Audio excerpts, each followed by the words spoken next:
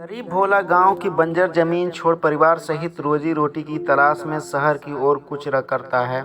पत्नी शीला और 3 मासूम बच्चों के साथ वो मुंबई जैसे बड़े शहर में चला जाता है, जहां उसे अपने सपनों को साकार करना है। सदियों से चली आ रही है जमींदार की गुलामी की जंजीरों से वो खुद को और अपने परिवार को आज़ाद कर लेना चाहता है।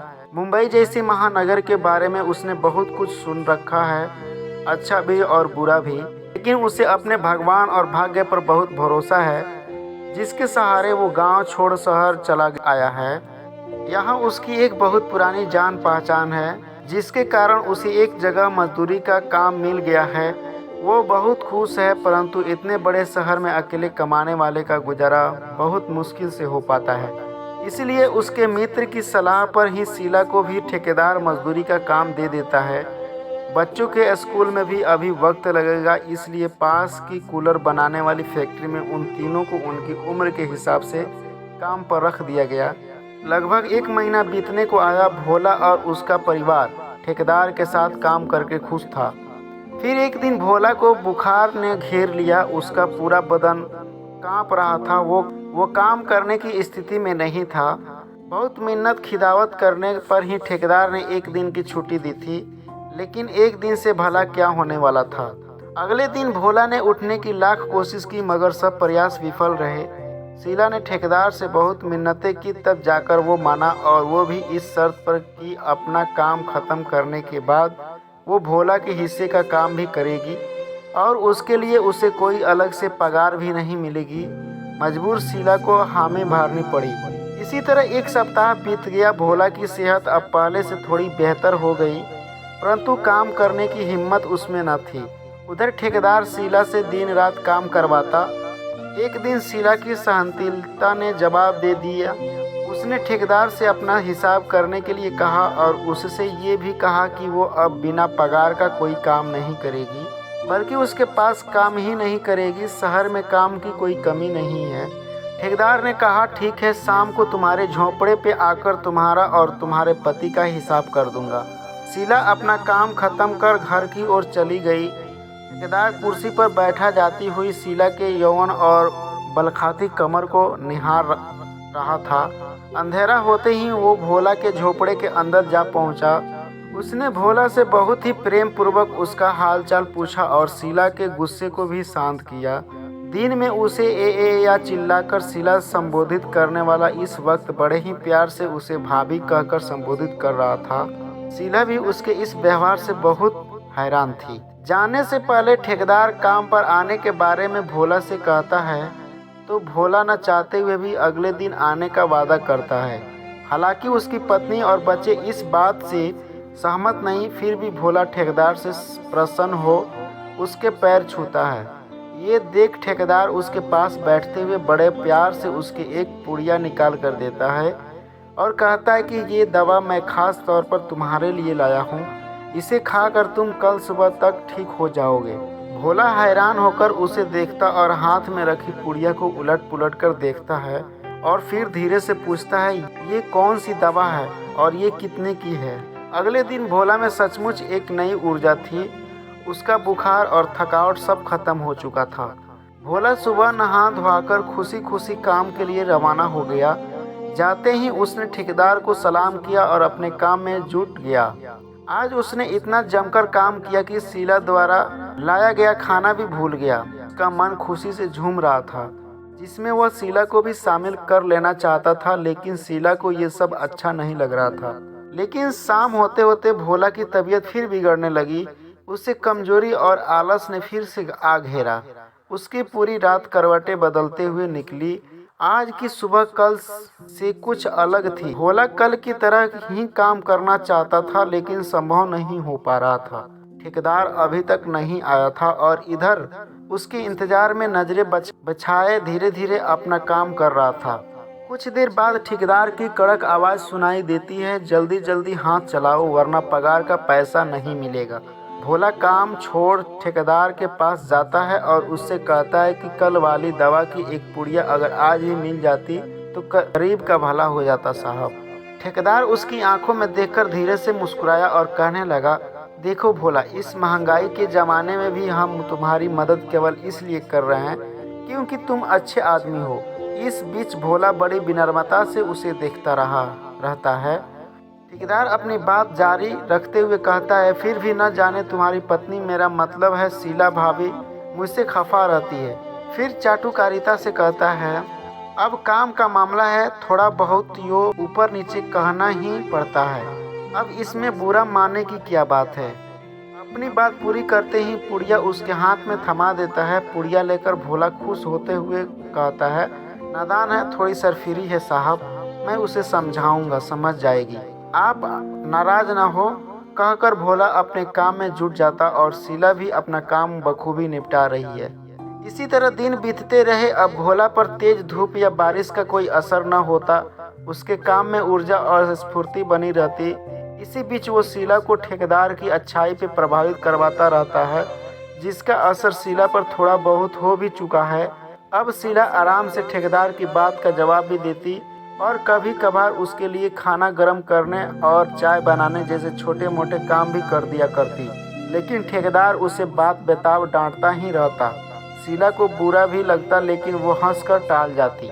एक महीना बीतने को आया। आज पगार का दिन है। भोला को उसकी तय की गई पगार से आधी पगार मिली है। भोला ने हैरान होकर प्रश्न भरी नज़रों से ठेकेदार की ओर देखा तो ठेकेदार ने कहा कि ये जो रोज की पुड़िया तुम खाते हो, इसके पैसे मैं थोड़े ही भरूंगा। ये तो तुम्हारी दवा है, तुम ही को खरीदनी है। क्या क्या नहीं सोचा था भोला ने, पगार मिलते ही बच्चों का स्कूल में दाखिला करवाऊंगा। लेकिन पगार तो ना के बराबर है। शीला की पगार से तो मात्र घर का खर्च ही चल पाता है। अपन आप से बात करते हुए, नहीं नहीं, मैं ठेकेदार से अवश्य बात करूंगा, वो अच्छा आदमी है, मेरी बात को जरूर समझेगा। ये सोचकर वो ठेकेदार के पास जाता है। ठेकेदार उसकी समस्या को सुनकर भी अनसुना करते हुए कहता है कि क्या करेगा, बच्चों को पढ़ाकर कोई नौकरी तो मिलने वाली है नहीं। काम तो अंत में अपने ये दो हाथों की कमाई ही आनी है। जिस तरह तुम जी रहे हो वो भी जी लेंगे, इसीलिए ज़्यादा फिक्र करने की ज़रूरत नहीं है। लेकिन भोला अपने बच्चों का वास्ता देकर कहता है कि आपके द्वारा दिया गया एक एक पैसा मैं चुकता कर दूंगा, बस मेरे बेटे का एडमिशन स्कूल में करवा दीजिए। ठेकेदार उसकी बात सुनकर कुछ सोच में पड़ जाता है और जल्द ही कुछ करने का आश्वासन देता है। अगले दिन ठेकेदार भोला को अपने पास बुलाता है और कहता है कि मैं रुपये तो तुम्हें उधार दे दूं, लेकिन सोच रहा हूँ कि वापस चुकाने में तुम्हें बहुत मशक्क़त करनी पड़ेगी। भोला हाथ जोड़कर कहता है, कोई बात नहीं साहब, मैं मरते दम तक काम करता रहूँगा और आपकी उधारी चुकता कर दूंगा। बस मेरे महेश का स्कूल में दाखिला हो जाए, आप कहे तो मैं अलग और काम करने को भी तैयार हूँ। भोला ने लगभग हाथ जोड़ते हुए कहा, अरे नहीं रे भोला, तुम कितना काम करोगे। हाँ, एक काम हो सकता है, तुम शीला से कह शाम को मेरे घर पे खाना बनाना तथा कुछ अन्य छोटे बड़े काम कर दिया करे। बदले में मैं तुम लोगों की मदद कर दिया करूँगा और दवाई तो तुम ले ही रहे हो। ठीक है। अस्वस्थ होकर भोला घर की तरफ चल दिया और वहाँ पहुँचकर सारी बात शीला को बता दी। पहले तो शीला का मन नहीं माना, लेकिन फिर महेश का सोचकर उसने ये काम स्वीकार कर लिया। अब हर रोज शीला दिन में मजदूरी और शाम को ठेकेदार के यहाँ काम करती। रात के 11-12 बजे तक थक कर घर आती और सो जाती। उधर ठेकेदार हर वक्त उसे अपने जाल में फंसाने की तरकीबें ढूंढता रहता कि एक दिन उसे ये मौका मिल ही गया। उस रात शाम से ही गहरे बादल घिर आए थे। ठंडी हवाओं ने वातावरण को सुहाना बना दिया था।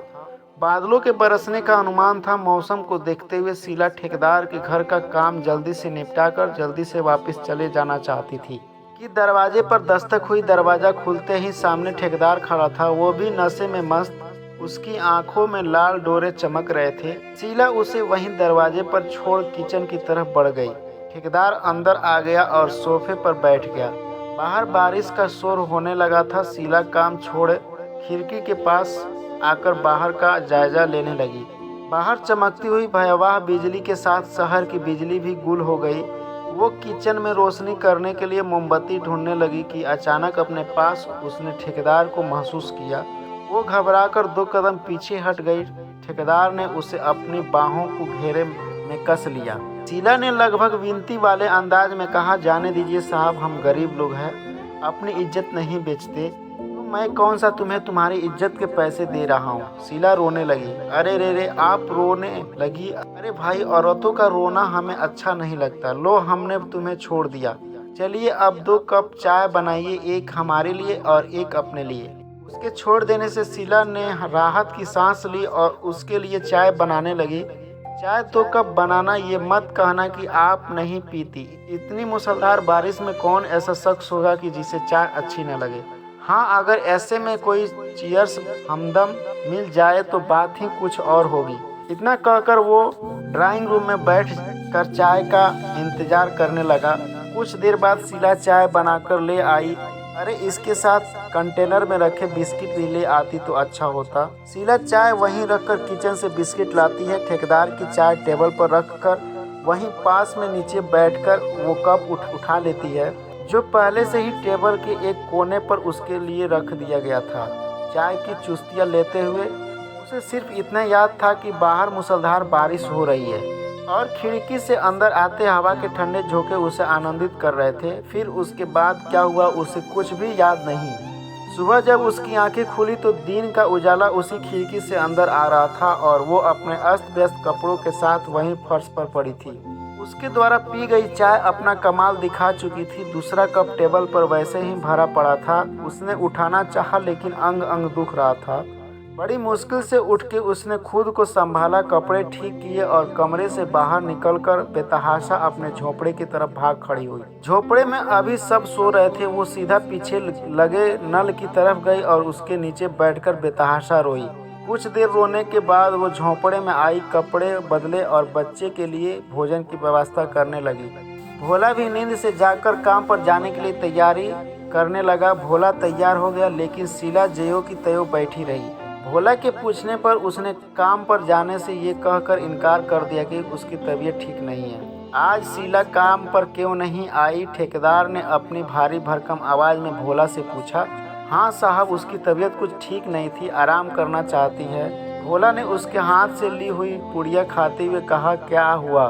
ठेकेदार ने प्रश्न किया। मालूम नहीं साहब, ज़्यादा बात नहीं की उसने, कहकर भोला अपने काम में जुट गया। शीला का पूरा दिन लेटे लेटे ही बीत गया। शाम के समय उनका ही एक साथी मजदूर उसके झोंपड़े पे आया और ये बता गया कि ठेकेदार ने तुम्हारे बेटे का एडमिशन करवा दिया है, स्कूल की वर्दी और पुस्तकों सहित अन्य सामान भी उपलब्ध करवा दिया है। ये कहकर वो व्यक्ति चला गया। शाम के समय जब भोला घर पर आया तो उसने भी यही सब बात दोहराई। वो बेहद खुश लग रहा था। उसने बताया कि ठेकेदार ने बताया कि इन सब पर 25,000 रुपया खर्च आया है, जिसे हम दोनों दिन रात मेहनत करके चुकता कर देंगे। सोचते हुए बस एक बार हमारा बेटा पढ़ लिख जाए, फिर जीवन आराम से कट जाएगा। शीला ने कोई प्रतिक्रिया जाहिर न की। उसका मन बेहद उदास था। वो भोला के कंधे से लगकर जी भरकर रो लेना चाहती थी, परंतु वो ऐसा न कर सकी। अगले दिन शीला फिर से काम पर नहीं गई। वो ठेकेदार के पास काम करना नहीं चाहती थी। जब ये बात उसने भोला से कही तो वो कुछ सकपका गया और उसने यही बात ठेकेदार से जाकर कह दी। न जाने उसे क्या हो गया है साहब, वो कभी ऐसी न थी कि दिन या रात बिना रुके बिना थके काम करने वाली है। वो तबीयत ठीक नहीं होगी, कुछ दवाई वगैरह खाई क्या है? ठेकेदार ने संवेदना जताई। नहीं साहब, अभी तो नहीं। भोला ने निराशा से सर हिला दिया। तो ऐसा कर भोला, आज से तू दवाई की एक और पुड़िया ले जाना और शीला को भी दे देना। ठेकेदार ने उसे गौर से देखते हुए कहा। ठीक है साहब, परंतु उसे दवाई खिलाना आसान नहीं है। अरे भोला, तू भी सचमुच का ही भोला है। ऐसे खाने को मत देना, उसकी चाय या खाने में घोल देना। मतलब तो उसके ठीक होने से ही है ना? बात भोला की समझ में आ गई थी। भोला ने घर जाकर वैसा ही किया। थोड़ी देर तक उसे शीला में असर दिखाई देने लगा। फिर अगले दिन उनकी दिनचर्या शुरू हो गई। दोनों काम पर जाने लगे। अब शीला भी भोला की ही तरह ठेकेदार के बस में आ चुकी थी। सब समझते हुए भी वो अनजान थी। मन से वो ठेकेदार के साथ काम नहीं करना चाहती थी। उन्हें ठेकेदार द्वारा दी गई दवा के पैसे काट कर, ऊपर से महेश की एडमिशन के पैसे काट कर ना के बराबर पगार मिलती थी। शारीरिक शोषण अलग से झेलना पड़ता था। शीला को ठेकेदार जब भी चाहे अपने घर बुला लेता। जरूरत पड़ने पर उनके मासूम बच्चे से भी उनकी क्षमता अनुसार काम लिया जाता। भोला और उसका परिवार ठेकेदार का गुलाम बनकर रह गए थे।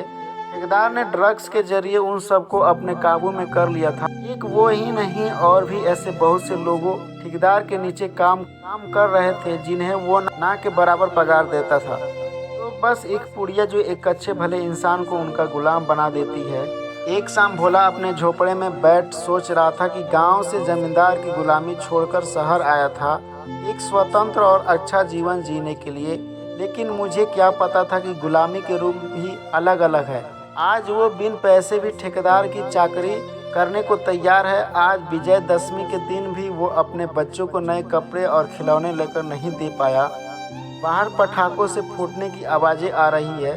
उसका छोटा बेटा भागता हुआ अंदर आता है और कहता है, माँ बाबा चलो ना बाहर देखो, रावण जल रहा है, रावण मर रहा है। भोला एक लंबी सांस खींचकर कहता है, नहीं बेटा, रावण तो आज भी जिंदा है और तब तक रहेगा जब तक इस दुनिया में गरीबी, बेरोजगारी और मजदूरी रहेगी। आदमी आदमी का गुलाम रहेगा, छल कपट रहेगा, तब तक रावण भी रहेगा। कहकर भोला अपनी आंखों में आए आंसू पोंछता है। दोस्तों, मैं आशा करता हूँ ये कहानी आपको दिल को छुई होगी। तो